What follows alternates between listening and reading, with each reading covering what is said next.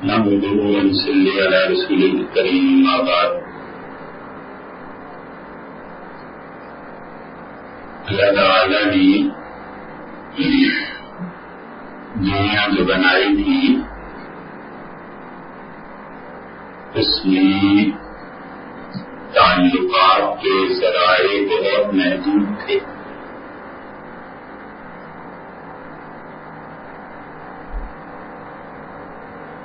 اور لوگ اتنی آسانی سے ایک دوسرے سے نہیں مل پاتے تھے۔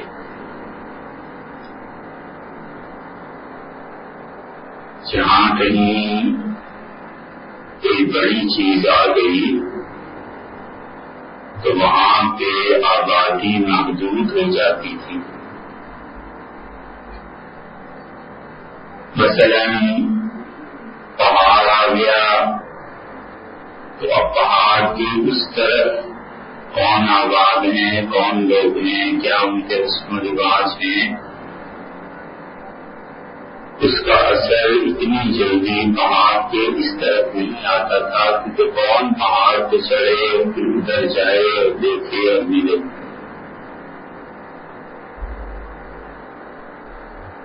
دریا آ گیا تو دریا بہت بڑی رکاوٹ تھی، اور اب کشتی پہ بیٹھو ادھر جاؤ پھر خبر لے کے آؤ، یہ ایک مستقل کام تھا۔ تو انسان بہت محدود پیمانے پر زندگی گزارتے تھے۔ نتیجہ اس کا یہ نکلا کہ زبانیں بھی اپنے اپنے علاقے تک محدود ہو گئی۔ دریا کے پار چلے گئے تو وہاں اور زبان تھی، پہاڑ عبور کر کے دوسری طرف گئے تو دیکھا ملک اور ہے، زبان اور ہے، رسم و رواج اور ہیں، مذہب اور ہے۔ پھر اللہ تعالیٰ نے انسان کی طبیعت میں یہ جو مادہ رکھا ہے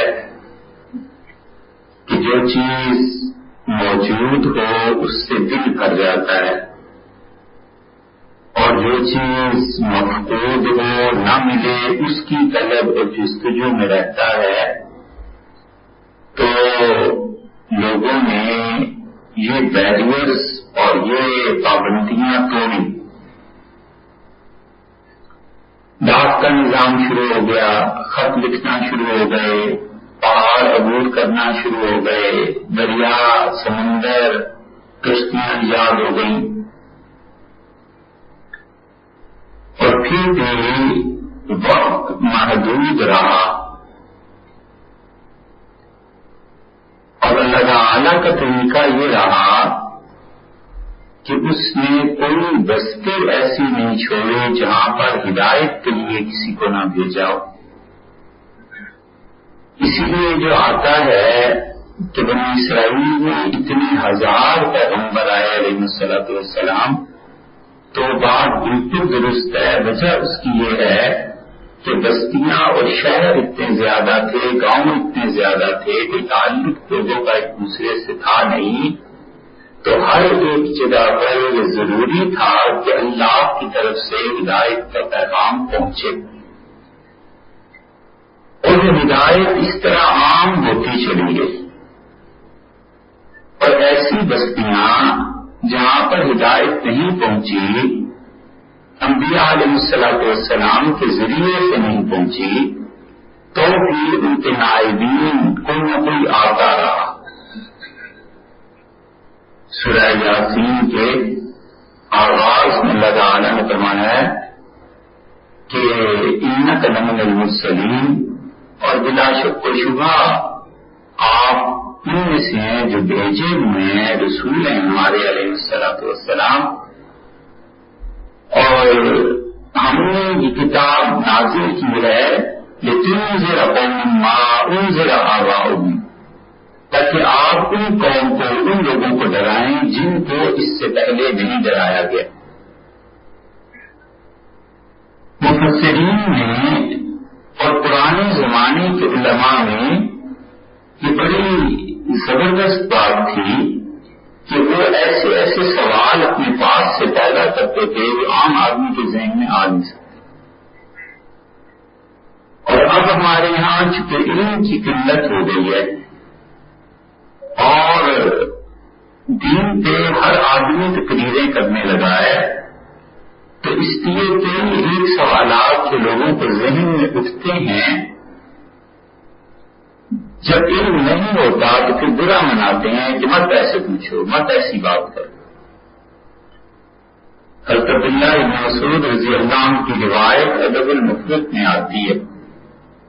انہوں نے کہا کہ اپنے شاگردوں سے کہ تم اس زمانے میں ہو جہاں پر خطیب کم ہیں اور علماء زیادہ ہیں.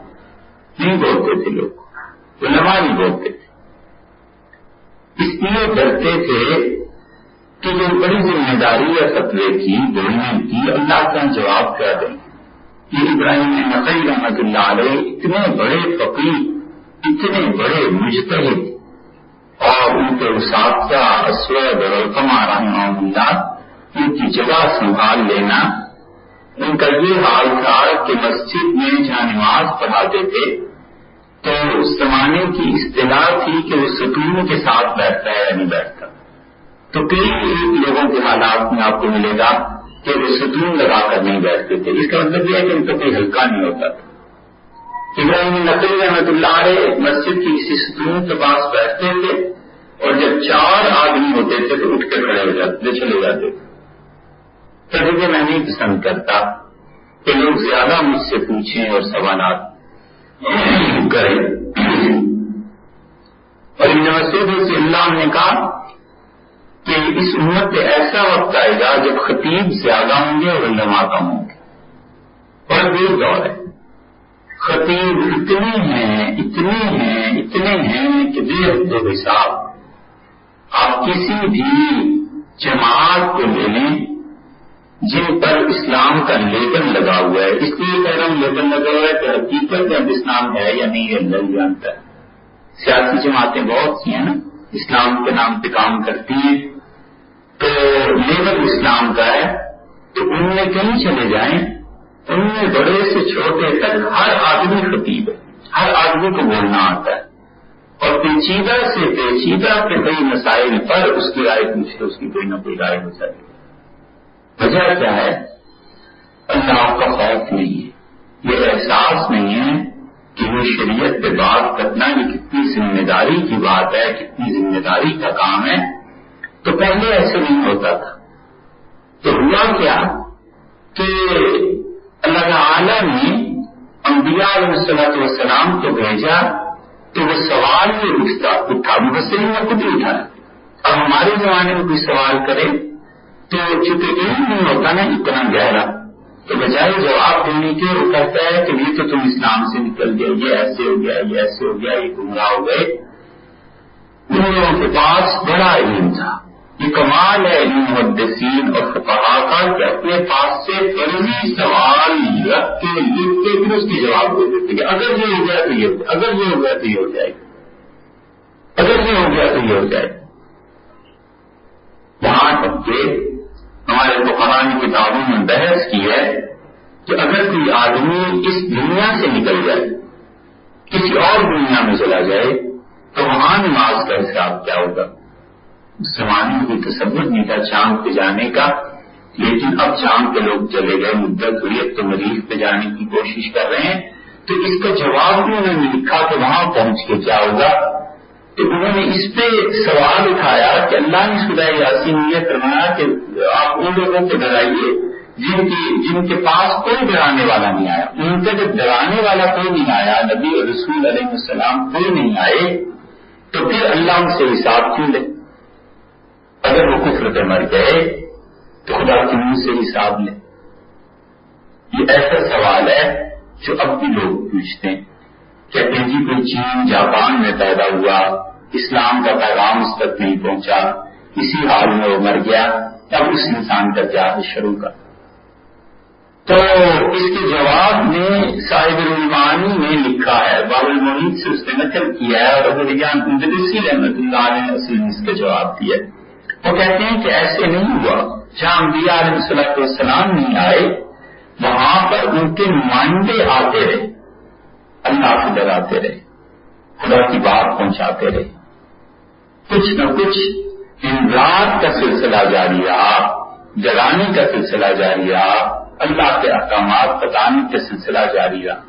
اب حضور صلی اللہ علیہ وسلم کی دعوت تو خیر بہت شاندار تھی اسلام کے لیے، لیکن ایسے نہیں ہے کہ ان سے پہلے جو بستیاں تھیں ان میں کوئی ڈر سنانے والا نہ آیا۔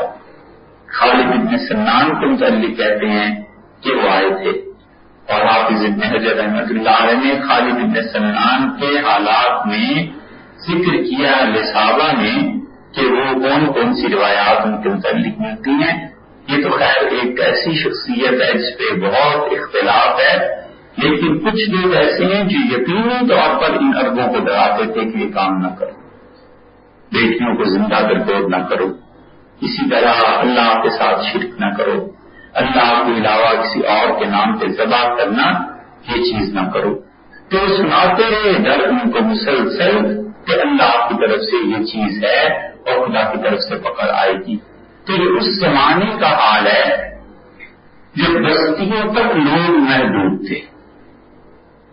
اب وقت بدل گیا پچھلے 300-400 سال سے، اور جب سے یہ صنعتی انقلاب دنیا میں آیا ہے اس وقت سے بہت سے پیمانے بدل گئے، بہت سی چیزیں بدل گئیں، تجارت بدل گئی، معیشت بدل گئی، ایسے ایسے سوالات اب پیدا ہو رہے ہیں کہ بہت سے اہل علم کو جو ضرورت پیش آتی ہے وہ تمام اور مل جل کے اس مسئلے پر حل کریں، بیٹھیں اور اس بات کو کریں۔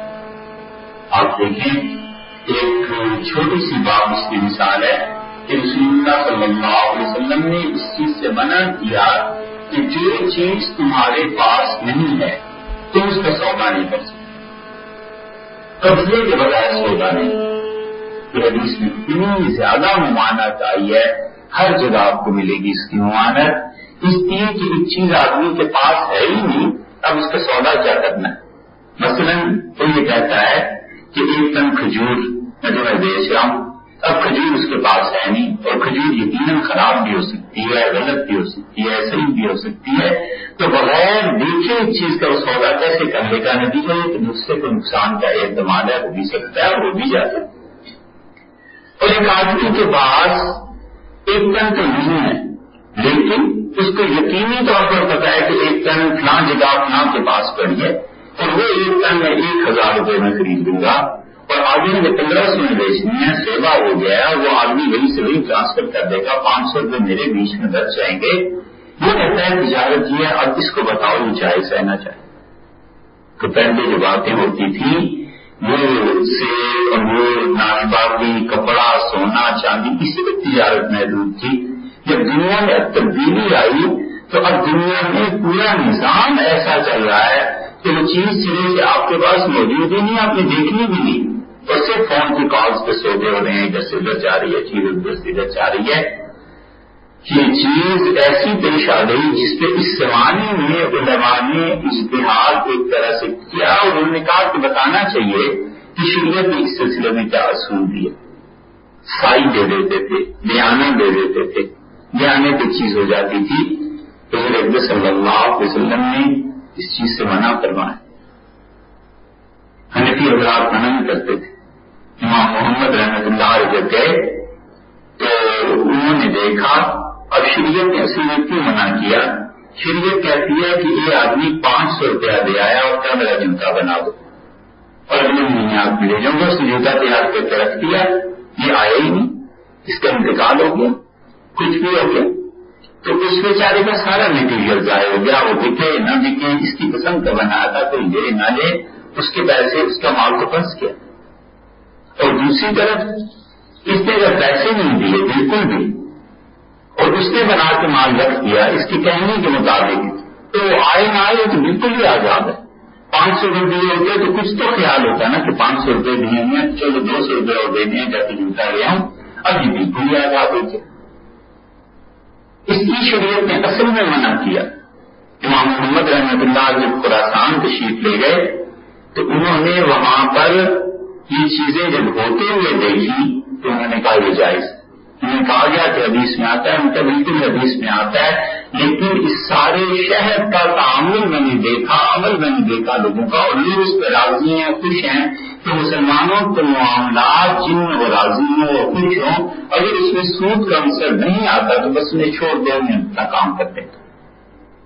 امام محمد رحمۃ اللہ علیہ سے فقیر آدمی کا فتویٰ تھا، اور یہ فتوے اسی طرح بدلتے ہیں، نئے سے نئے مسائل پیدا ہوتے ہیں۔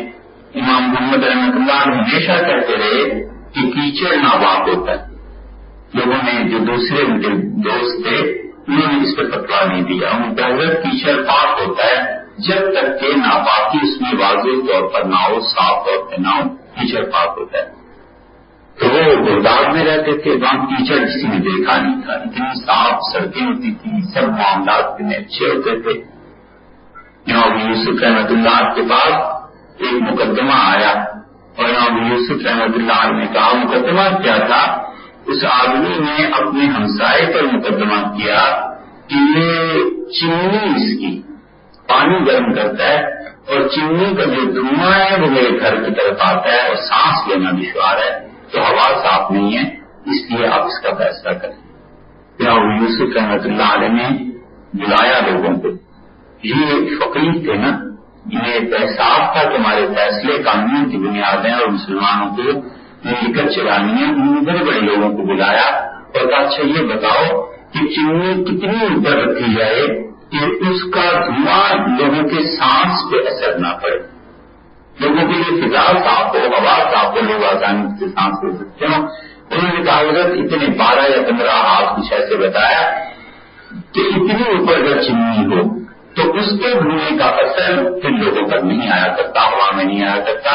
امام یوسف رحمۃ اللہ نے تجربے کروائے، واقعی ثابت ہو گیا کہ نہیں، تو انہوں نے اس پر فتویٰ لکھا اور انہوں نے کہا کہ آئندہ سے اگر شہر میں کسی شخص کو ہمیں چمنی اس سے نیچے ہوئی تو ہم اسے ہٹوا دیں گے۔ حکومت کو ہر حاصل ہے کہ ہوتے اس لیے کہ ہوا خراب ہوتی ہے، سانس نہیں ہے۔ یہ بردار الحال بردار میں لوگ کہتے تھے کہ مچھلی لینا مصیبت ہے، کوئی مچھلی کی دکان نہیں، اس لیے کہ علماء نے گزار نے منع کر دیا اور انہوں نے کہا کہ مچھلی کی دکان اگر کھولو گے تو اس سے بو آئے گی نا، راستے میں لوگ چلے پھریں گے کیسے؟ لوگوں کو اس بازار سے گزرنا دشوار ہو جائے گا۔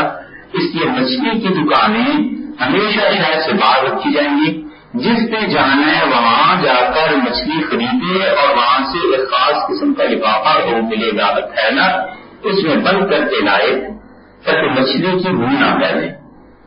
اور آج دیکھ لیتے کہ پولٹری کی دکانیں جو ہر مارکیٹ میں ہوتی ہیں تو کیا کہتے، یہ شریعت لوگوں کو پتہ ہی نہیں ہے اور لوگ جانتے ہی نہیں کہ شریعت کے ان قوانین کی خلاف ورزی بھی گناہ ہے۔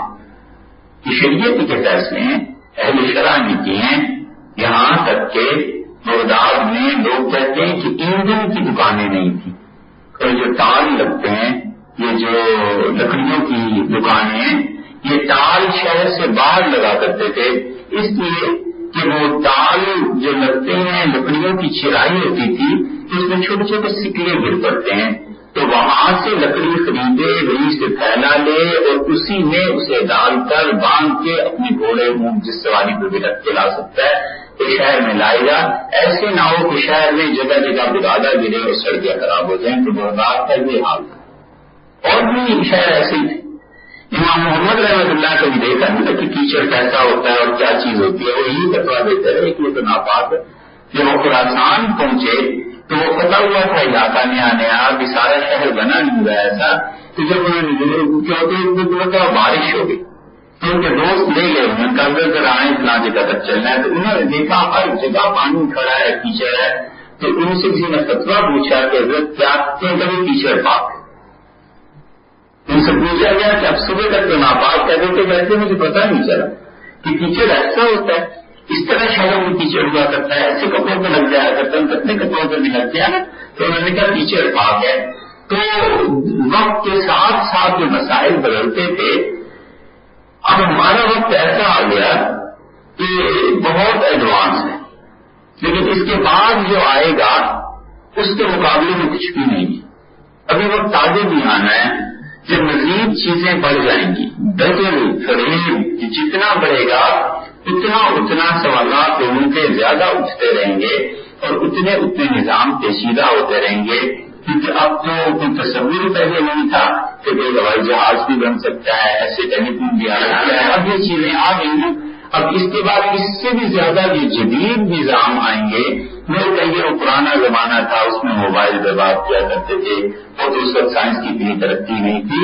مگر اب جو چیزیں پچھلی 3-4 صدیوں سے بدلی ہیں اس میں نئے نئے مسائل پیش آئے.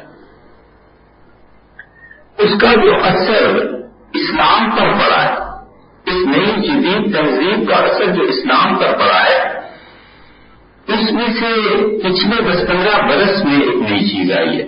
ہم سمجھتے ہیں وہ نہیں ہے, ممکن آپ سمجھتے ہیں پرانی ہو کوئی غرض نہیں, آپ اسے پرانی سمجھیے. ہم چونکہ ابھی اس سے 10-15 سال سے دیکھ لیں, اس سے ہم سمجھتے ہیں نہیں ہے. اور یہ سارا سسٹم ہے جس کے ذریعے کمپیوٹر کے ذریعے لوگ بات کرتے ہیں, SMS کرتے ہیں, انٹرنیٹ کا استعمال عام ہو گیا ہے.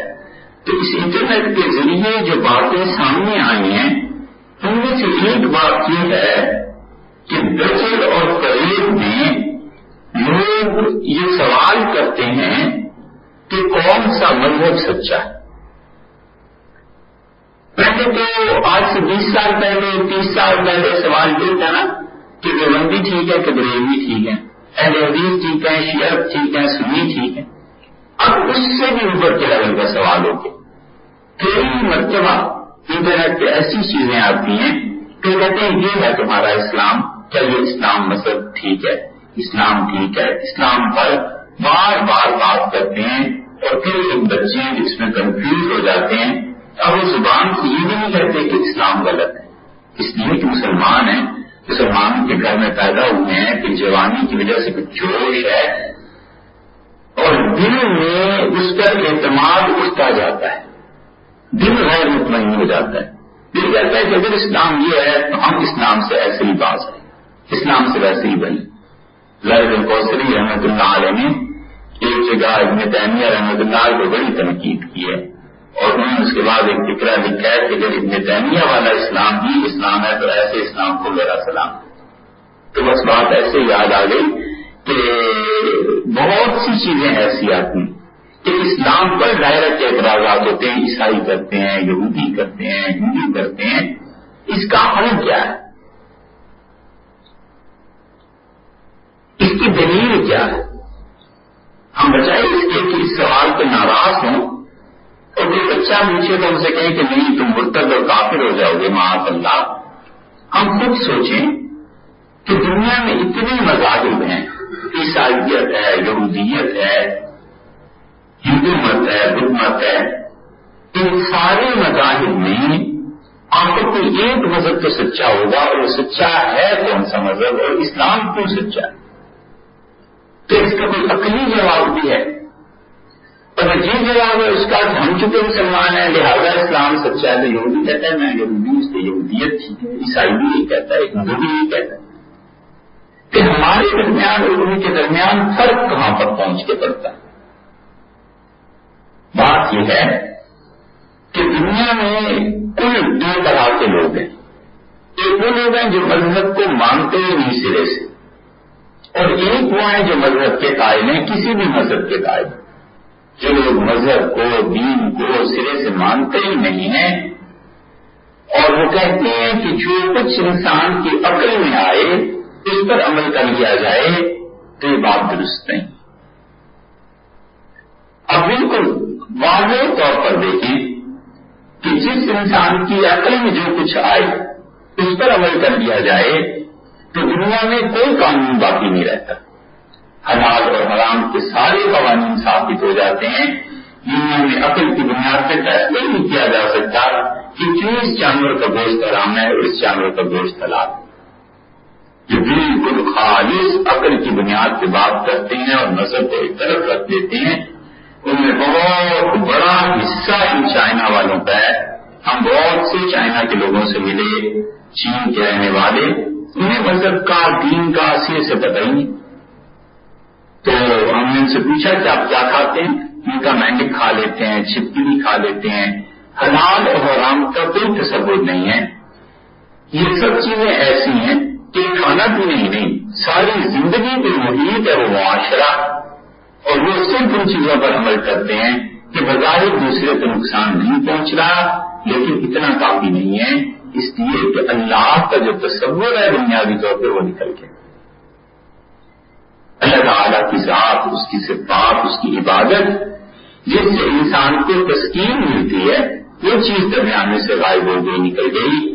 اور ایک بات یہ بھی ہے کہ اب تک ہمارے اس برے صغیر میں لوگوں نے یہ کبھی نہیں سوچا شاید کہ 1 ارب سے زیادہ آبادی ہے ہمارے ہمسائے، اور ہمارے لیے وہاں جانا کچھ مشکل بھی نہیں ہے، وہاں کے لوگوں کو یہاں آنا کچھ مشکل نہیں ہے. لیکن اس کے باوجود اب تک چین کی زبان لوگوں نے نہیں سیکھی کہ وہاں جا کر لوگوں کو ان کی اپنی زبان میں پیغام دیں.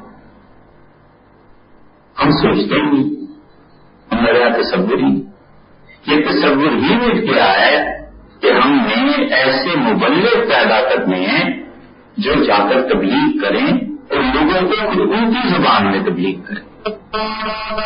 اگر لوگوں میں پیدا ہو جائے اور وہ سوچیں کہ واقعی یہ ہماری ذمہ داری ہے، تو پھر بہت بڑا میدان ہے کام کرنے کا.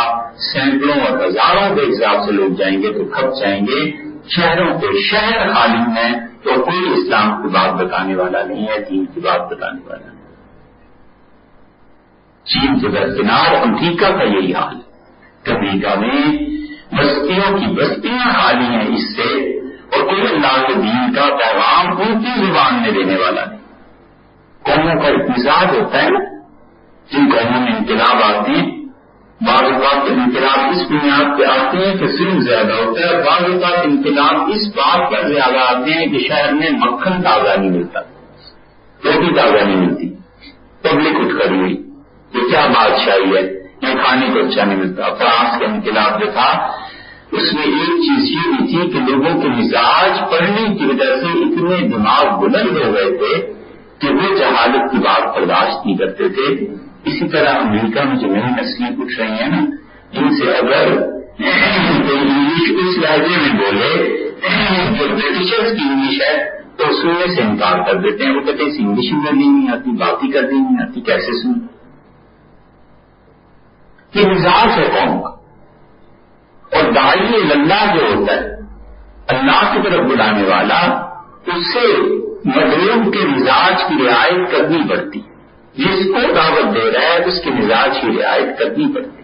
بالکل ایسے ہی جیسے باپ ہے اولاد کی تربیت کر رہا ہے تو اولاد کے مزاج کو سمجھنا پڑتا ہے، اس کی رعایت کرنی پڑتی ہے. پتا ہوتا ہے کہ بیٹے کو اس وقت اگر بات کری تو یہ سویا ہوا ہے، اسے اٹھا کر نہیں کہی جا سکتی بات کسی دوسرے وقت میں سمجھا دوں گا. اپنے آپ کو پابند کر کے صبر کر لیتا ہے، بات نہیں کر پاتا. اس لیے کہ جس کو سمجھانا ہے، جہاں پر حل چلانا ہے، یہ زمین قابل زراعت ابھی نہیں ہے. 2 گھنٹے بعد، ایک بارش کے بعد، 2 بارشوں کے بعد ہی قابل زراعت ہو جائے گی. یہ خیال کرنا پڑتا ہے. لیکن ہم اتنے غافل بیٹھے ہوئے ہیں کہ چین کی 1 ارب سے زیادہ آبادی ہے اور کوئی پرواہ نہیں ہے. ہم نے آج تک کوئی شخص نہیں دیکھا جو چینی اس نیت سے سیکھ لے پچھلے اللہ نے کبھی موقع دیا کہ وہاں جا کر اسلام کی بات کریں گے، دین کی بات کریں گے. جاپان ایسے ہی بیٹھا ہوا ہے، دنیا ایسے ہی ہے، اور اسلام کے سے معنی میں ان کی زبان میں جا کر دعوت دینے والا کوئی نہیں. اور وہ زبان آتی بھی ہے. اس کی بہت بڑی مصیبت پیش آئی پچھلے سال یا اس سے پچھلے سال. اس سال چائنا کے حاجی یہاں آئے ہوئے تھے، کسی نے دھوکہ دیا، عدالت میں مقدمہ چلا، جو بھی ہوا تو جو نو مسلم تھے، چائنیز تھے، انہوں نے کہا حج کرنا سکھاؤ. حج کرتے کیسے؟ تو جن لوگوں نے ان کی مدد کی تھی، ہم نے بھی فون کیا تو ہم نے کہا ہم تو تیار ہیں کہ ہمیں چائنیز آتی نہیں. ان سے پوچھو میں انگلش آتی ہے؟ انہیں انگلش نہیں آتی تھی. ملے چند گھنٹے سے بھی کام، چند منٹ کے لیے بیٹھنا ہوا. ہم نے کہا اس مسئلے کا حل کیا ہے؟ ہمیں آپ کی زبان نہیں آتی ہے، آپ کو انگلش بھی نہیں آتی، اردو بھی نہیں آتی، ہماری زبان بھی نہیں آتی، اس طرح کیا؟ تو ایک ٹرانسلیٹر کو پکڑ کے لائے. وہ تجار پیسے پہ مجھ سے کہا کہ بھائی یہ آپ اس کی ٹرانسلیشن چائنیز میں کرتے ہیں سمجھا دیں اتنے ہزار ہم آپ کو دیں گے، ایک ہفتے کا بہت سی سمجھ میں آپ کرا دیں اس کا یہ بالکل ٹھیک ہے۔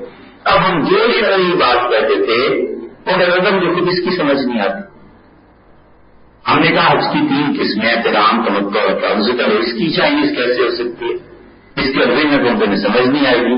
اب قرآن کیا ہوتا ہے؟ ہم کہا چلے ایک ہی بیان کر دو کہ اس کے لیے حرام، اس کا حرام کیا ہوتا ہے؟ میں تو آج تک خود نہیں مانتا، مجھے نہیں پتا جی، تھوڑی دیر میں ہوتا لگا نا میں نہیں کر سکتا، میں سکتا ہوں۔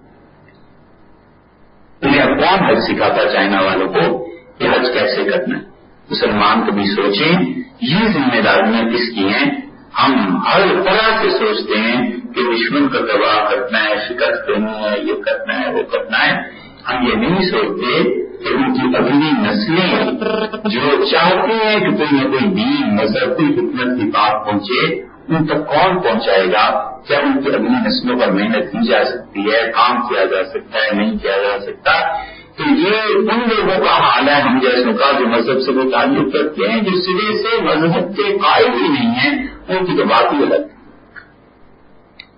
کہ جتنے لوگ بھی مذہب کو مانتے ہیں ان کی 2 قسمیں، کچھ ایسے ہیں جو اللہ تعالیٰ کے اوتار مانتے ہیں، وہ بالکل بشریت کی نفی کرتے ہیں، انسانوں کی نفی کرتے ہیں، اور کہتے ہیں کوئی انسان ایسا نہیں ہے جو اللہ تک پہنچاؤ، اوتاروں تک پہنچو، یہ جو خدا کے اوتار ہیں، خدا کے مظاہر ہیں، یہ بھگوان جو ہیں اوتار یہی ہوئے نا، ان تک پہنچو اور یہ اللہ تک پہنچائیں گے، باقی کوئی انسان ڈائریکٹ اللہ تک پہنچ ہی نہیں سکتا۔ یہ سارے مظاہر ہندو مت اور یہ لوگ اس بنیاد پر رسالت کا انکار کرتے ہیں۔ اب جب رسالت کا انکار کرتے ہیں تو وہ شرک کرتے ہیں اللہ کے ساتھ ان اوتاروں کو مان کے۔ ہندوؤں کے آپ بت دیکھیں، کسی کے 10 ہاتھ ہیں، کسی کے 5 ہاتھ ہیں، کسی کی 3 انگلیاں ہیں، کسی کی 2 آنکھیں ہیں، یہ سب وہ کہتے ہیں کہ خدا کے اوتار ہیں۔ اس سلسلے میں ایک بات یہ خیال میں آتی ہے کہ ہندو مت بہت قدیم مذہب ہے، ان کا دعویٰ یہ ہے کہ دنیا میں سب سے پہلا مذہب اور دین انہی کا ہے۔ ممکن ہے جو اس زمانے میں اس ہندوستان کے متعلق کہتے ہیں کہ سامری یہاں بھی آیا تھا، حضرت موسیٰ علیہ السلام نے جب اسے نکال دیا تھا تو سامری یہاں آ گیا تھا۔ اس سے بھی پیچھے چلے جاؤ، ہماری کتابوں میں آتا ہے کہ حضرت آدم علیہ السلام انڈیا میں آئے تھے، سری لنکا والے کہتے ہیں ہمارے یہاں آئے تھے، سری لنکا والوں کے پاس ایک پہاڑ ہے، اس پہ ایک پاؤں لگا ہوا ہے اور وہ کہتے ہیں یہ پاؤں ہوتے آدم علیہ السلام کا۔ پھر بھی کوئی چیز ایسی تھی کہ پاؤں کے لوگوں کے نشانات پڑ جاتے تھے، اللہ جانے یا تو پتھر اتنے نرم ہوتے ہوں گے یا کوئی چیز ایسی تھی پچھلے زمانوں میں کہ آدمی پاؤں رکھتے تھے اور پاؤں کے نشانات پڑ جاتے تھے۔ بابا گرو نانک کا ہاتھ جو ہے نا، اگر کسی نے دیکھا ہو تو وہ گرو نانک کی آپ جائیں سندگار میں تو پنجہ صاحب میں تو پنجہ پورا ایک انسان کا لگا ہوا ہے کہ کوئی نہ کوئی بات ایسی تھی، ہمیں کب تک سراغ اس کا نہیں ملا، ممکن ہے کوئی تحقیق کرے، لیکن پچھلے زمانے میں کوئی چیز ایسی۔ حضرت ابراہیم علیہ السلام کو بکر آپ دیکھیے، اس کے ان کے پاؤں کا نشان لگا ہوا ہے۔ سری لنکا میں دیکھیں یا آدم علیہ السلام کے پاؤں کو وہ کہتے ہیں، اللہ جانے کیا ہے کیا نہیں، وہ کہتے ہیں کہ آدم علیہ السلام کا پاؤں ہے اور یہ اس طرح۔ ابھی 1920 1925 1930 میں جب تھوڑا بہت مذہب کا رجحان کا سارے ہندوستان میں، تو عورتیں جو تھیں نا، بوڑھی اماں وہ ٹوپی والا برقع عورت روزگار چلانا ہوتا تھا، معیشت ہوتی تھی، تو ان کا تھا کہ وہ ایک ڈبہ اپنے پاس رکھتی تھی، گھر گھر جاتی تھی اور کہتی تھی کہ بیوی آؤ تمہیں حضور صلی اللہ علیہ وسلم کا پاک قدم دکھائیں، آؤ تمہیں حضور صلی اللہ علیہ وسلم کی کوئی چیز دکھائیں، ادھر آؤ تمہیں یہ بیت اللہ کے غلاف کی زیارت کروائیں۔ تو اس وقت حج کو بھی جاتا تھا تو اس لیے کر کے جایا کرتا تھا کہ ابھی کی بات ہے 1920 کی 1930 کی حج پہ جانے والی اس لیے کر جاتے تھے کیا پتہ نہیں آنا ہوگا نہیں آنا ہوگا، مہینوں اور سال سے زیادہ عرصہ لگ جاتا تھا اور لوگ سالوں میں واپس آیا کرتے تھے۔ تو وہ عورتیں جو چیزیں دکھاتی تھی ان میں پاؤں کا قدم کا نشان ہوتا تھا پتھر پہ، کہتی تھی حضور صلی اللہ علیہ وسلم کا پاؤں۔ اب مسلمان بڑے متاثر ہوتے تھے، خواتین خاص طور پہ گھروں والی، پھر انہیں دکھا دی یہ بیت اللہ کا غلاف ہے اور کہتی دیدی کچھ دے دو، تو ایک آنا، دو آنے، ایک پیسہ، دو پیسے، اس طرح کر کے کمائی کیا کرتی تھی، گزارا کرتی تھی۔ تو اس لیے کوئی نہ کوئی چیز ایسی ہے تھی ضرور کہ پاؤں کا نشان جم جاتا تھا۔ بغداد میں نے ایک جگہ دیکھا تو کسی نے کہا کہ یہ حضرت کی ایک بزرگ تھے، ان کی قبر پہ انہوں نے کے پاؤں کا نشان ہے، تم چپ رہ گئی، ہوگا ٹھیک ہے ان کے پاؤں کا ہوگا، لیکن یہ چیز کیا تھی کہ پاؤں میں باقاعدہ نشان جم جاتا تھا، پتھر کا نشان جم جاتا تھا، یہ ابھی تک ہمیں نہیں پتا چلا۔ تو سری لنکا والے کہتے ہیں کہ آدم علیہ السلام جہاں آئے تھے، چلو جہاں بھی آئے تھے، لیکن اللہ تعالیٰ نے قرآن کریم نے فرمایا کہ ہم انسانوں اور جنوں سے قیامت میں یہ کہیں گے۔ قرآن کا ایک ایک حرف جو ہے نا یہ بڑے معانی رکھتا ہے، بڑے معانی رکھتا ہے۔ اللہ تعالیٰ نے ایک جگہ زمین اور آسمان کا ذکر کیا، اس کائنات کا، اور اللہ نے کہا ہم نے ان دونوں میں اپنی مخلوق کو عام کیا ہے۔ تو اللہ کی مخلوق یہاں بھی ہے، انسان ہے، جنات ہیں، اوپر بھی ہے، آسمانوں میں بھی ہے۔ اسی طرح اللہ تعالیٰ نے ہم جنات سے کہیں گے کہ ہمارے رسول تم میں آتے رہے تو تم نے کیوں آ کر ان کی بات نہیں مانی؟ تو لگتا یہ ہے کہ کسی زمانے میں انسان اور جنات ایک دوسرے سے باتیں کیا کرتے تھے، اکٹھے رہتے تھے۔ یہ بنی اسرائیل جو تھے ان میں فرشتے انسانوں کے پاس آیا کرتے تھے، عام انسانوں سے فرشتوں کی بات چیت ہوتی رہتی تھی، وہ وقت ایسا تھا۔ اس سے بھی پیچھے گئی جنات اور ان کو دیر کرنا، جنات نے شرک جبایا ہوگا، یہ سب قیاس ہے، کوئی پکی باتیں قیاس ہے کہ جنات نے جب شرک شروع کیا ہوگا اور انسانوں کو اپنا مرید بنایا ہوگا، انسانوں کو شرک کی چیزیں سکھائی ہوں گی، تو ان جنات کی مورتیاں بنی ہوں گی۔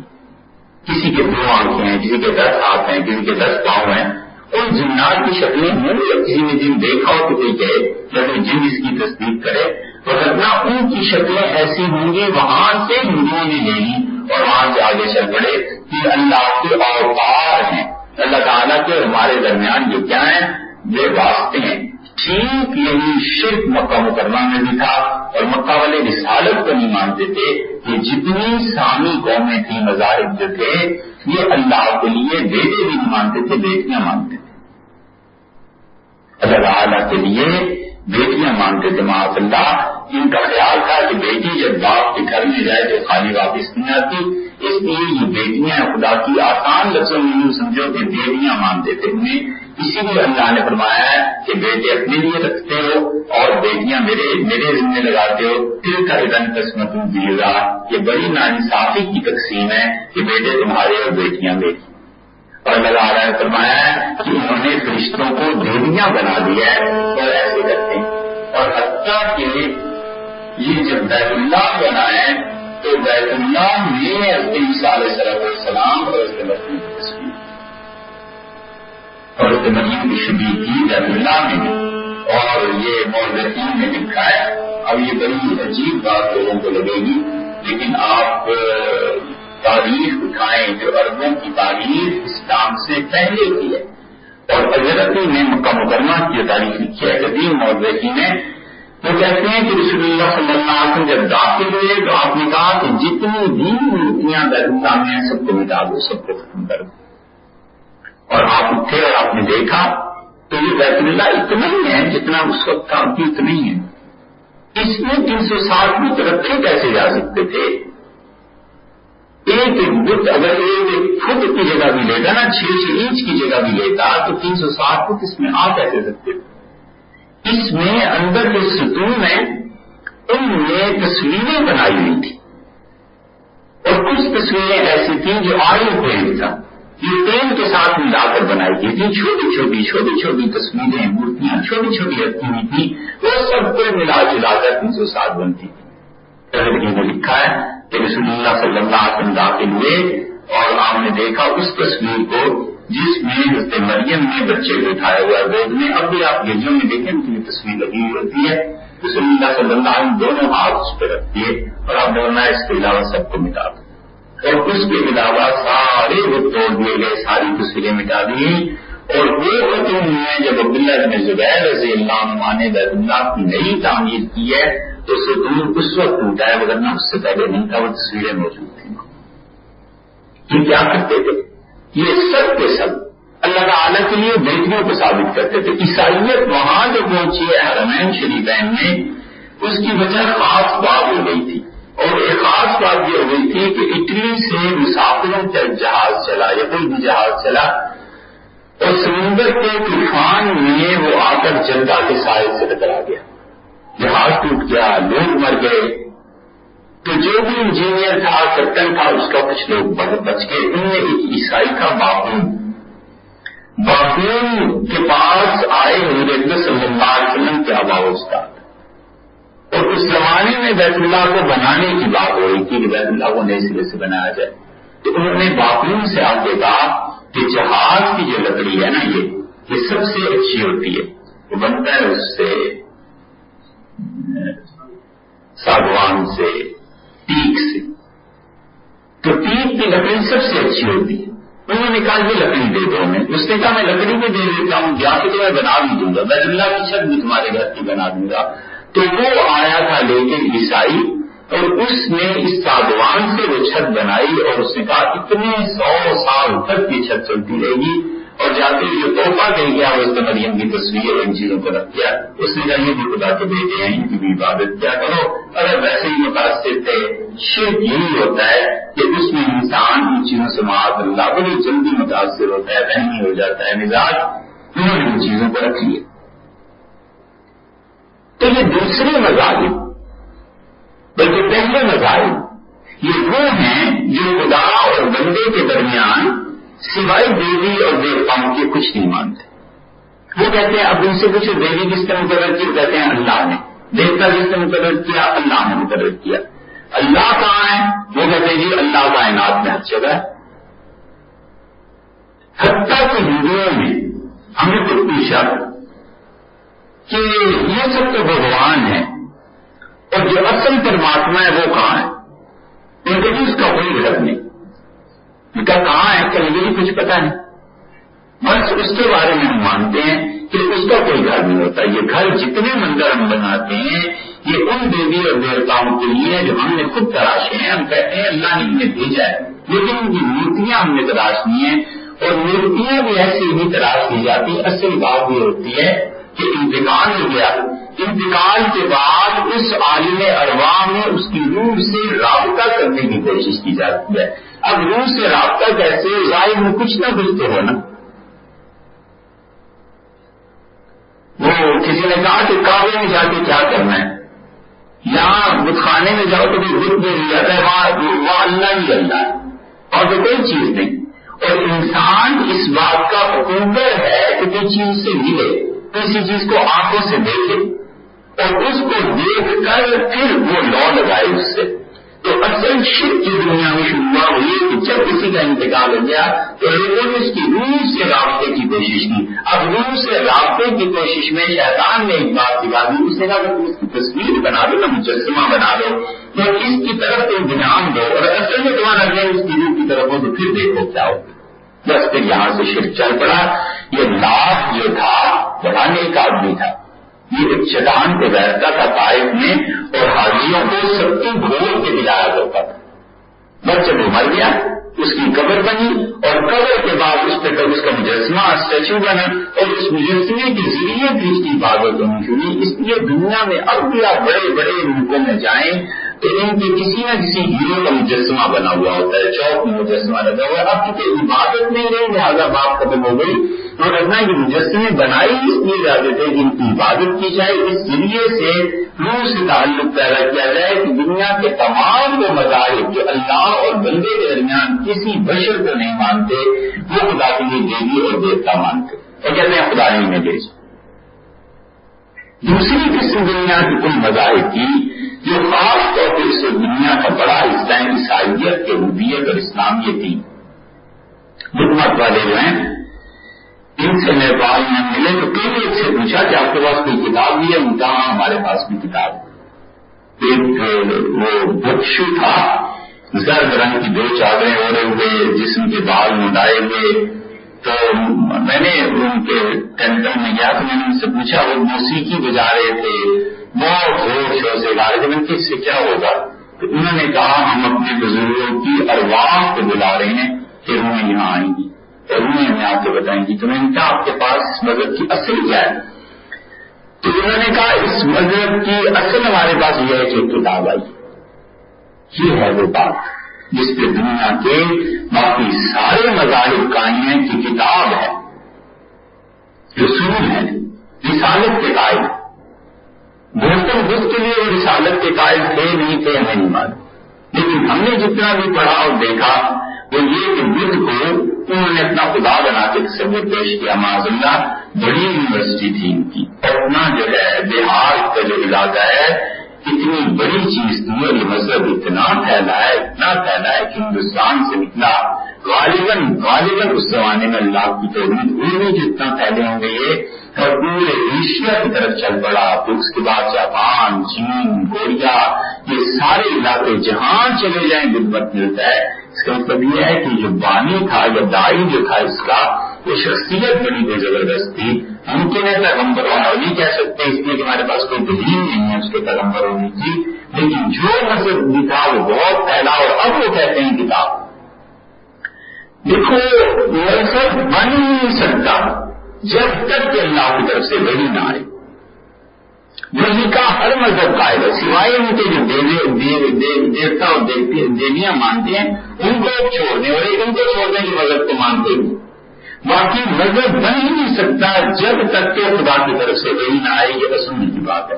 عیسائی کہتے ہیں ہم ترقیاتی تھی اور رسالت کو مانتے، انکار کر ہی نہیں سکتے. یہودی نہیں انکار کرتے اس لیے کہ یہودیوں کے ہاں انجیل تورات بھری پڑی ہے انبیاء علیہ الصلوۃ والسلام کے تذکرے سے، اور یہودی حتیٰ کہ ان میں اللہ کی توحید کے قائل لوگ مل جائیں گے تو خدا کو ایک مانتے ہیں. یہودیوں کی جو خانقاہیں اب اسرائیل میں ہیں اور جہاں ان کو صوفی عبادت کرتے ہیں بہت سے ایسے ہیں جو اور جو خرافات کرتے ہیں مگر خدا کے ساتھ شرک نہیں کرتے. بہت سے ایسے یہودی ملیں گے جو ان خانقاہوں میں بیٹھ کے اللہ کو یاد کرتے ہیں مگر شرک نہیں کرتے. جتنی جدید یہودیت ہے فائل عید ہے ایک مفکر تھا 2000 سال پہلے آج سے عیسیٰ علیہ السلام سے بھی کچھ پہلے ہی گزرا ہے. اس نے کچھ طریقے ایجاد کیے اور اس نے کہا کہ اللہ تک اگر پہنچنا ہے تو روحانیت کی ہے، روحانیت کے ذریعے کام کرو. اس لیے ہم سمجھتے ہیں کہ مسلمانوں میں صوفی اور خانقاہیں صحیح نہیں بڑا پڑا. بہت خانقاہیں ہیں یہودیوں کی اور ان کو بھی انتظار ہے کہ عیسیٰ علیہ السلام آئیں گے. یعنی جسے ہم مسیحا کہتے ہیں وہ کسی اور کے انتظار، یعنی ایک آدمی نہیں آنا ہے اور وہ آدمی آئے گا اور اس طرح آئے گا دنیا میں یہودیت کی حکومت قائم ہو جائے گی. اور اسی میں جو تصور ہے ان کے مذہبی رہنماؤں نے دیا ہے کہ دنیا میں باقی جتنی بھی اقوام ہیں نا یہ سب کے سب جانور ہیں تمہاری خدمت کے لیے پیدا کیے گئے. اللہ نے انہیں تمہاری خدمت کے لیے لگایا. جتنی بھی اقوام ہیں ان کی دولت تم سمیٹ لو، ان کی دولت کو تم ضبط کر لو، ان کی دولت تم لے لو، کوئی گناہ نہیں ہے تم پہ. یہ اصل میں سب کام تمہارے لیے ہو رہا ہے. تو اب جو دنیا میں سرمایہ جتنا بھی پھیل رہا ہے اور جتنی بھی چیز ہے آخر بھی جا کر دیکھیں تو یہودیت کا نفع ہوتا ہے. جن اس کی قریب بات لیتے ہمارے لوگوں نے ہوش نہیں کیا، انہیں اب تک یہ ہوش نہیں آیا اور پورا خطرہ اس بات کا موجود ہے کہ آج سے 20-30 سال بعد شاید ہم لوگ تو دنیا میں نہ ہوں مگر یہودی اسلامک بینکنگ پوری کی پوری کھڑی کرتے. دنیا بھر میں نظام یہ جو اب دھچکا لگا ہے نا معیشت کو، دنیا بھر کی قیمتیں گر کے رہ گئی ہیں اور دنیا بھر میں اکانومی کا بحران آ گیا ہے. اس نے بڑے بڑے لوگوں کو سوچنے پر مجبور کر دیا ہے کہ اکانومی کا کرنا کیا ہے، معیشت آگے تو چلے گی کیسے. وہ پورا امکان دیے تو اس بات کو محسوس ہوتا ہے، لگتا ہے کہ آج سے 20-30 سال کے بعد پوری دنیا میں سود کے بغیر کے نظام ایسا نافذ کر دیں جو ٹھیک اسلام کے مطابق. لیکن کریں گے یہودی. وجہ اس کی ہم کام نہیں کر رہے، مسلمان کام نہیں کر رہے. ایک چھوٹا سا کام بینکنگ کا شروع ہوا تھا، اس میں بھی اب دیکھو کراچی کی دوسری طرف لوگوں نے قطع نظر اس کے کہ ان کی کیا بحث ہے، لیکن ایک پوری جماعت کر لے گئی کہ حرام کام ہو رہا ہے، غلط ہو رہا ہے، ناجائز ہو رہا ہے۔ نتیجہ یہ کہ جو لوگ اپنا پیسہ انویسٹ کرتے تھے اسلامک بینکنگ سمجھ کے، وہ بیچارے پریشان ہیں کہ ادھر جائیں کہ ادھر جائیں۔ یہ ہماری آپس کی لڑائیوں کا حال ہے۔ تو چاہیے کہ مجھے 1% بھی بینکنگ نہیں ہوئی، جس دن اسلامک بینکنگ 50% سے بڑی، تب جا کر دنیا میں کی اثرات زیادہ مرتب ہونا شروع ہوں گے اور لوگ سوچیں گے۔ لیکن پورا امکان اس بات کا ہے کہ یہودی اسلام کے مطابق بینک کاری شروع کریں، سسٹم شروع کریں، اور پھر آپ کے ہمارے مفتیوں کے پاس پتلے آئیں کہ حضرت یہ جائز ہے ناجائز، اور حضرت لکھیں گے کہ جائز ہے، اس لیے کہ اسلام کے مطابق ہوگا، اور آخر میں پتا چلے گا کہ یہ ساری بینکنگ جو تھی اس کی کمی پھر یہودیوں نے آگے جا کے اتار لی ہے، اور ان کے بینکس آئے ہیں، اسلامی نظام دے رہے ہیں، ٹھیک نظام دے رہے ہیں، آپ کو اتنے گنا منافع مل رہا ہے، ہر مولوی مفتی کہتا ہے جی شرم جائز ہے۔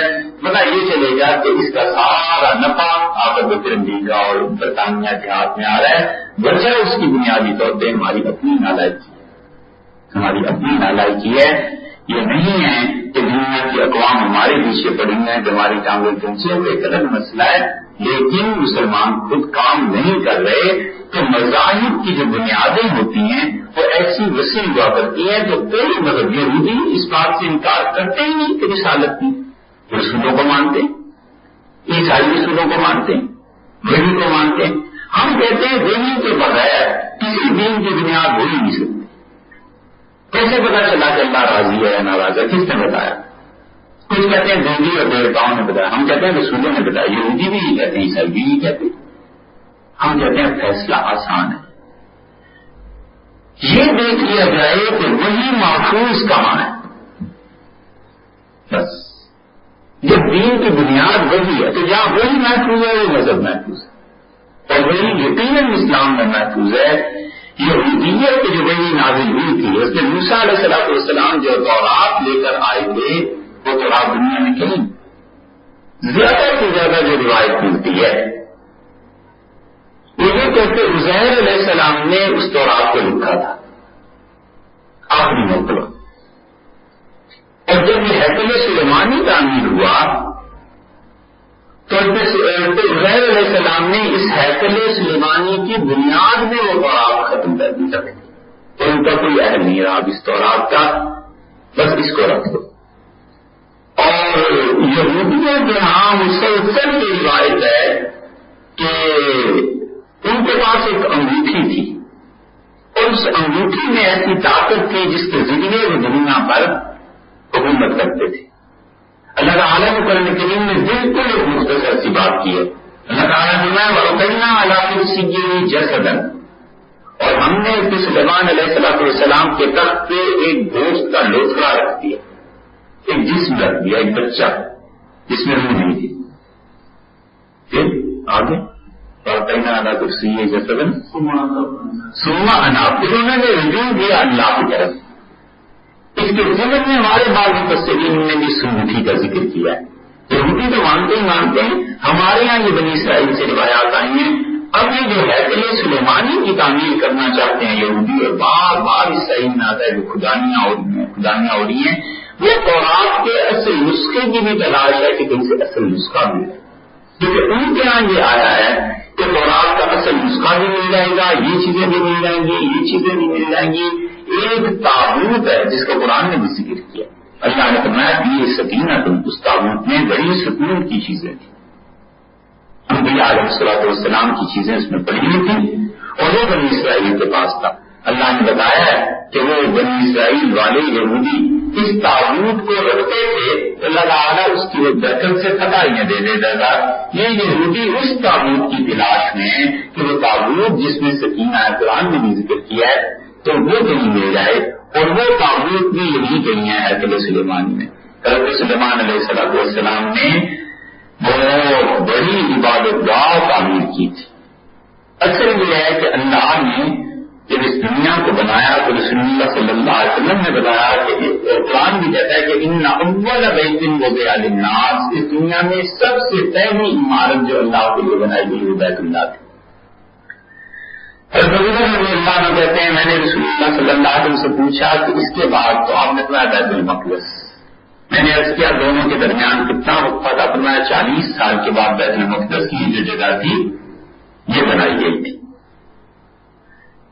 اس بیت المقدس پہ اللہ کی بڑی رحمتیں ہیں، حتیٰ کہ رسول اللہ صلی اللہ علیہ وسلم نے فرمایا کہ تم میں سے جو آدمی بیت المقدس جائے اور وہ وہاں جا کر نماز پڑھے تو اللہ اس کی زندگی کے پچھلے گناہ معاف کر دے. اس کی بڑی عزت احترام، اس کے لیے علماء نے بڑی کتابیں لکھی ہیں، بہت چیزیں. اور رسول اللہ صلی اللہ علیہ وسلم تم میں سے جو بھی بیت المقدس چاہے اسے چاہیے کہ وہاں پر تیل کے لیے پیسے دے آئے، کیونکہ وہاں چراغاں بہت ہوتا تھا. مسجد نبوی میں چراغ بھی ہوتے تھے، اربوں میں یہ بات نہیں تھی. حتیٰ کہ تمیم داری رضی اللہ عنہ جب آئے ہیں نا تو تمیم رضی اللہ عنہ جو تھے قدس جو ہے جس کا عام طور پہ آج کل بھی ذکر آتا ہے، یہ قدس شہر میں جو گرجا تھا اس کے متولی تھے. انہیں پتہ چلا کہ ایک آدمی اس طرح رسالت کا دعویٰ کرتا ہے، تو یہ رسول اللہ صلی اللہ علیہ وسلم کی تلاش میں نکلے، کشتی میں بیٹھے، اور کشتی پر جب بیٹھے ہیں تو وہ سیلاب آ گیا اور سمندر اتنا زیادہ پانی میں رہا ہے، سمندر اتنا زیادہ بکھرا ہوا تھا کہ 1 مہینے تک ان کی کشتی ادھر ادھر ہوتی رہی، کچھ پتہ نہیں چلا کہ کہاں جا رہے ہیں.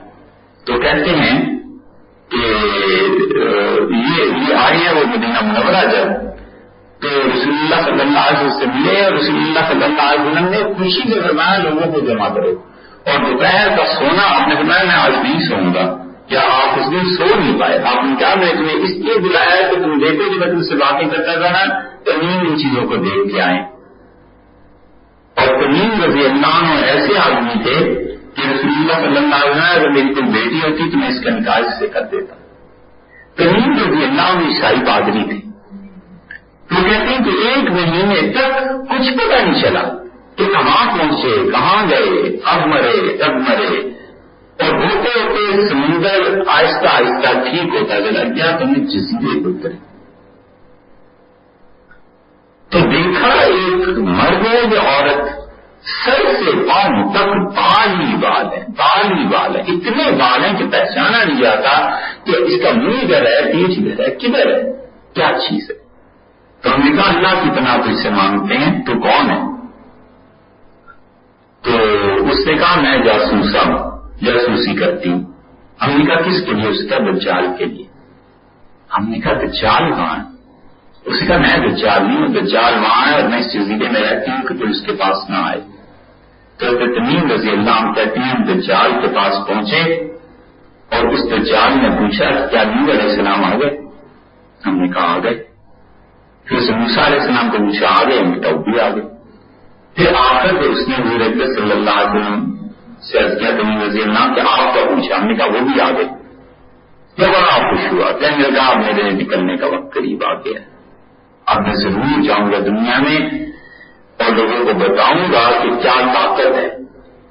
تو حضرت تمیم رضی اللہ عنہ کہتے تھے ہم نے اس سے اللہ کی پناہ مانگی اور اس نے اور باتیں بھی کی. تمیم رضی اللہ عنہ واپس ہوئے اور کہتے ہیں اپنی کشتی پہ بیٹھے اور ڈر گئے، کھایا پیا جو کچھ بھی تھا اس جزیرے میں، اور پھر اس کے بعد پھر ہم چلتے رہے اسی طوفان میں، کچھ پتہ نہیں چلا حتیٰ کہ جدہ آئے ہیں اور یہاں سے میں آپ کی خدمت میں حاضر ہو گیا. تو رسول اللہ صلی اللہ علیہ وسلم تمیم تم ٹھہرو، اور سب لوگوں کو بلایا اور آپ منبر پہ بیٹھے اور ہم نے فرمایا تمیم کی وجہ سے میں آج دن کو سو نہیں سکا. دیکھو اس کی کتنی زبردست بات بتائی ہے. یہی وہ باتیں ہیں جو میں تم سے کہتا ہوں کہ دجال ہے اور ایسے ہے اور ایسے ہے. تو اس نے کہا دجال کہ دمشق کا چشمہ جب خشک ہو جائے اور وہ جگہ خشک ہو جائے پانی جہاں پر حضرت لوط علیہ السلام کی بیٹیاں آئی تھیں، تو پھر میرے آنے کا وقت قریب آ جائے گا. اس چشمے کا نام بھی ہے. یہ حدیث بہت لوگوں کو نہیں پتا تھی. ہم دمشق گئے وہاں کے نماز میں نے اس حدیث کا ذکر کیا. میں نے کہا حدیث بھی آیا یہ دمشق میں چشمہ کہاں ہے، خشک ہوا ہے نہیں ہوا، حضرت لوط علیہ السلام کی بیٹیاں کہاں آئی تھیں، کس جگہ اتری تھی، کوئی پتا نہیں تھا لوگوں. اتنی چیزیں تاریخ میں پڑی ہیں مسلمانوں کی کہ اب بھی کوئی کھوج لگائے اور اب بھی کوئی تحقیق کرے کہ مقامات گئے کہاں آگ اتری تھی، تاریخ میں سراغ ملتے ہی ہے، ثبوت ملتے ہی ہے، اتنی بڑی محنت سے اتنا پڑھے کون اور کام کون کرے، علماء کو کچھ پتا نہیں تھا کہ وہ چشمہ جو ہے وہ کون سا ہے جس کے متعلق رسول اللہ صلی اللہ علیہ وسلم نے تمیم داری رضی اللہ عنہ سے سنا اور پھر آگے روایت آئی کہ یہ چشمہ خشک ہو جائے گا۔ تو تمیم رضی اللہ عنہ جب جانے لگے تو رسول اللہ صلی اللہ علیہ وسلم سے عرض کیا کہ مجھے کچھ نشانی دے دیں، تو رسول اللہ صلی اللہ علیہ وسلم نے تمیم یہ القدس شہر جو ہے یہ سارے کا سارا تمہارا ہے، میں تمہیں دیتا ہوں اور تمہاری اولاد کو، تم سے وہی لے گا جو ظالم ہوگا، ظالم لوگ بھی تمہاری اولاد سے چھین سکیں گے۔ وہ فرمان جو لکھوایا تھا رسول اللہ صلی اللہ علیہ وسلم نے حضرت تمیم رضی اللہ عنہ کی اولاد میں رہا، اسی لیے قدس سے کوئی ٹیکس وصول نہیں کرتا تھا۔ حضرت عمر رضی اللہ عنہ کے زمانے میں بھی قدس کی جب ذکر آیا تو عمر رضی اللہ عنہ نے کہا وہ پورا شہر تمیم کو دے دیا تھا، رسول اللہ صلی اللہ علیہ وسلم ہم اس سے کچھ نہیں رہ سکتے۔ یہ خلافت عثمانیہ والے نہیں لیتے، انہوں نے خود اس کو مستثنا کر دیا اور ان کا تمیم رضی اللہ عنہ کی جتنی بھی اولاد جہاں جہاں دیا بس ان کے لیے پیسے دو، اس شہر کے منافع ہمارے لیے جائز نہیں ہے کیونکہ انہیں وہاں سے یہ شہر عطا ہو گیا تھا۔ اب تو خیر یہودیوں کے قبضے میں چلا گیا۔ یہ یہودی جو اس کو کھود رہے ہیں یہ اسی لیے کہ اس بیت المقدس کی بنیاد میں وہ سکینہ تابوت ہے، اس میں کئی چیزیں ہیں جو کہ محفوظ ہیں، پوشیدہ ہیں، یہ چاہتے ہیں کہ مل جائے وہ تابوت، اور ان کا عقیدہ یہ ہے کہ اگر وہ تابوت ہمیں مل جائے تو پوری دنیا پر غالب آ جائیں گے، پوری دنیا میں یہودیت کی حکومت قائم ہو جائے گی۔ اسی لیے 2000 سال تک یہ محروم رہے القدس پہ، اسرائیل پہ 2000 سال تک یہودیوں کی حکومت نہیں آ سکتی، یہودی رہی نہیں اس پہ۔ 2000 سال کے بعد یہ تو برطانیہ کا غلبہ ہو گیا، فرانس کا غلبہ ہو گیا، انہوں نے اسرائیل بنا دیا، وگرنہ یہ علاقے ہمیشہ مسلمانوں کے پاس رہے ہیں حضرت عمر رضی اللہ عنہ کے دور سے، تو 1200-1300 سال دور بھی ہوتا ہے، اس سے بھی 700 سال پہلے وہ عیسائیوں کے قبضے میں رہا ہے۔ یہودیوں کو 2000 برس کے بعد یہاں آ کر پھر اپنی اسٹیٹ بنانے کا موقع ملا ہے۔ تو اب یہودی جس چیز کو چاہتے ہیں تورات کو، وہ زبان دنیا میں نہیں رہی، عیسائی انجیل کی بات کرتے ہیں وہ زبان دنیا میں نہیں رہی، تو وہ زبان ہی نہیں رہی، وہ وہی نہیں رہی، وہ بات ہی نہیں رہی، ایک لے دے کے وہی اللہ کی محفوظ ہے۔ تو رسول اللہ صلی اللہ علیہ وسلم کا جو وہی آئی وہ محفوظ ہے اور اللہ نے اسے محفوظ رکھا ہے، اور رسول اللہ صلی اللہ علیہ وسلم واحد آدمی ہے جو ہسٹری کی فل لائف میں آئے۔ انسان اس درجے تک آ چکے تھے کہ لکھنا پڑھنا شروع کر دیا تھا انسانوں نے۔ رسول اللہ صلی اللہ علیہ وسلم زندگی کا کوئی گوشہ ایسا نہیں ہے جو محفوظ نہ ہو، حتیٰ کہ ان کے الزامات لگائے گئے ہیں وہ بھی تحقیق میں، ان کی جو برائیاں بیان کی گئی ہیں وہ بھی تحقیق میں۔ یہ الگ بات ہے کہ وہ جھوٹ ہے، معاذ اللہ بچائے اس جھوٹ سے بھی، مگر یہ لکھی تو گئی نا، پوری روشنی میں ایک ہی شخصیت آئی ہے اور وہ رسول اللہ صلی اللہ علیہ وسلم کی آئی ہے، اور وہی جو محفوظ رہی ہے وہ صرف قرآن محفوظ رہا ہے، اس کے علاوہ کوئی بھی محفوظ نہیں۔ قرآن اتنا محفوظ رہا ہے، اتنا محفوظ رہا ہے کہ پہلے تو اللہ تعالیٰ نے اسے سینوں میں محفوظ رکھا، آپ سب جانتے ہیں، پھر اس کے بعد کتابت ہوتی تھی، کتابت کے بعد پرنٹنگ کا دور آ گیا، اب تو امکان ہی نہیں رہا اس بات کا کہ قرآن دنیا سے مٹ جائے۔ اس 1400 سال میں 1500 سال میں ایک گھنٹہ ایسا نہیں گزرا دنیا میں قرآن نہ، ہر جگہ محفوظ ہے۔ جب وہی محفوظ ہے یہ آخری، تو ہم کہتے ہیں اس پہ اسلام سچا ہے۔ یہ ہے بات، ہم اسلام کو جو مانتے ہیں کہ یہ صحیح مذہب ہے، اس کی بنیاد یہ ہے کہ وہی محفوظ ہے، وہ زبان محفوظ ہے، یہ وہی جو ہے کوئی اور محفوظ نہیں۔ اگر کوئی اور وہی محفوظ ہوتی ہم کہتے اس کی پیروی کر لو، وہی محفوظ ہے۔ اور اللہ تعالیٰ نے قرآن کو جو نازل کیا ہے بڑی عجیب بات اللہ نے بتائی، اللہ نے بتایا ہے کہ دین کوئی نیا دین نہیں ہے، اللہ نے کہا دین ایک ہی ہے جو ہم نے پہلے دین دیا تھا آدم علیہ السلام کو، بس کرتے ہوئے علیہ السلام کو اللہ نے پہلے دن سے بتا دیا تھا کہ خدا ایک ہے، قیامت آنی ہے، تقدیر ہے، میرے فرشتے ہیں، انبیاء علیہ السلام کا سلسلہ جاری رہے گا، مانا کی موٹی باتیں اللہ نے پہلے دن بتا دی۔ اب کیا ہوا، وقت کے ساتھ ساتھ اللہ ایک دن دو ہیں، اور پھر علیہ السلام کی قوم نے کہا 5 ہیں. عیسائی آگے ان کا خدا کا کوئی بیٹا بھی ہے معاذ اللہ. فرشتے نہیں ہیں، تقدیر ہے نہیں ہے. یہ ساری چیزیں ہوتی نہیں نا مذاہب میں. اللہ بار بار نبیوں کو بھیجتا رہا کہ اس اصل دین کو بھی واپس لاؤ. جو خدا پاک انہوں نے اپنے پاس سے داخل کر دی ہیں اس کو ہٹا دو. پھر 1000 سال 500 سال کے بعد اس دین میں نئی چیزیں داخل ہوگی. اللہ نے کہا اب آپ چلیے، آپ میرے نبی ہیں، آپ دین سے ظاہر چیزوں کو ہٹا دیجیے، اصل دین کو اصل صورت میں پیش کیجیے. آپ کئی مرتبہ حضرت صلی اللہ علیہ وسلم کو بھیج دیا اور فرمایا جتنے دین اب تک دنیا میں تھے دین ایک ہی تھا، اب گڑبڑ کر دیا بہت زیادہ عیسائیوں نے، یہودیوں نے، مشرکین مکہ نے، ان کو 3 قوموں نے بہت گڑبڑ کر دیا. آپ چاہیے اور پھر اسی اپنے دین کو لوگوں کے سامنے رکھیے جو اللہ جو میں نے تمہیں دیا تھا آدم علیہ السلام. اسی لیے قرآن کہتا ہے شرع لکم من الدین ما وصى به نوح، ہم نے آپ کو وہی دین دیا ہے جو اس کے نوح علیہ السلام کو دیا. تو ہم کہتے ہیں دین ایک ہی ہے، دین تبدیلی بھی ہے. دین تو عقیدے کا نام ہے نا. پھر وہ آج تبدیل ہوتی رہی کہ نمازیں ادھر اتنی ہو گئی، زکات تھی ادھر ہو گئی، اور روزے تھے نہیں تھے، یہ چیزیں تبدیل ہوئی ہیں وقت کے مطابق. انسان کس درجے کا باشعور ہے، اس سے کیا حکم ملنا چاہیے، کیا دینا چاہیے. لیکن اصل عقیدہ ہمیشہ ایک ہی رہا ہے. اس لیے ہم کہتے ہیں کہ یہاں وہی محفوظ ہے، جہاں دین محفوظ ہے وہ ہے جو قابل اتباع ہے. اور اسلام کے مقابلے میں، قرآن کے مقابلے میں، وحی کے مقابلے میں اور کوئی دین بھی محفوظ نہیں ہے. اس لیے ہم کہتے ہیں کہ باقی ادیان جو ہیں وہ باطل ہیں اور وہ گمراہی کی چیزیں ہیں. یہ سوال بہت لوگ کرتے ہیں کہ بھائی تم دیوبندی بریلوی کی بات کرتے ہو، عیسائیت یہودیت اسلام کی بات کرو، اسلام بھی سچا ہے یا نہیں سچا. ہم کہتے ہیں یہ ہے دلیل اسلام کی حقانیت کی کہ یہاں پر وہی محفوظ ہے، حضور صلی اللہ علیہ وسلم کا پیغام محفوظ ہے، زبان محفوظ ہے.